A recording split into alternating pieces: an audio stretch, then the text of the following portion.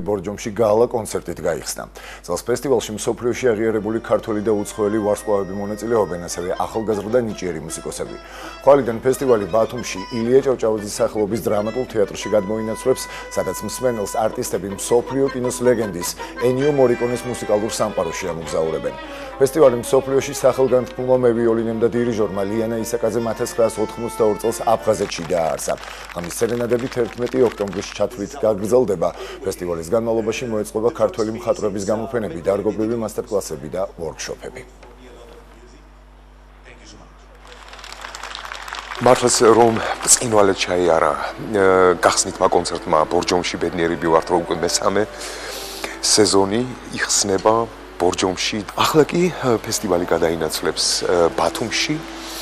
გახსნითი კონცერტი ბათუმში გაიმართება 22 აგვისტოს. ეს არის განსაკუთრებული კონცერტი პირველად საქართველოში, მსოფლიოში სახელგანთქმული საყრდენზე დამკვირვებელი ვირტუოზი ნელო სალცა. კონცერტს ეწოდება მორიკონე ფილმის ლეგენდა. ეს მთელი კონცერტი მიეძღვნება ენიო მორიკონეს შემოქმედებას. ძალიან ბედნიერები ვართ, რომ ამდენ ხალხს ბედნიერება მივანიჭეთ.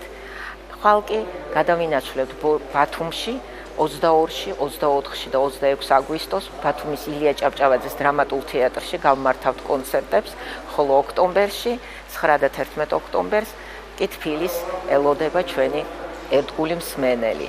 ერთი თვის განმავლობაში ჩატარდება ასევე მასტერკლასები და ვორქშოპები, მხატვრების გამოფენები. ბორჯომის მსმენელი განსაკუთრებით გვიყვარს, იმიტომ რომ ყოველთვის გულმხურვალედ გვაჯილდოვებს ხოლმე აპლოდისმენტებით, ძალიან თბილად გვიღებს და ჩვენც ვცდილობთ, რომ ახალი და განსაკუთრებული პროგრამით ვესწომროთ ხოლმე ბორჯომს. ამჯერად ეს იყო ჩვენი რაღაც სასწაული მაესტრო მარიო პიეტრო დარგი, ბანდონეონზე გენიალური შემსრულებელი, რომელმაც ფანტასტიკური საღამო აჩუქა ჩვენთან ერთად ბორჯომელებს და მე მათ სახეზე წავიკითხე ძალიან დიდი სიხარული, ბედნიერება და სიამოვნება და ეს არის გადამდები. მაკედონიაში ქალაქ ბიტოლაში გამართულ საერთაშორისო ვოკალურ კონკურსში ბათუმელმა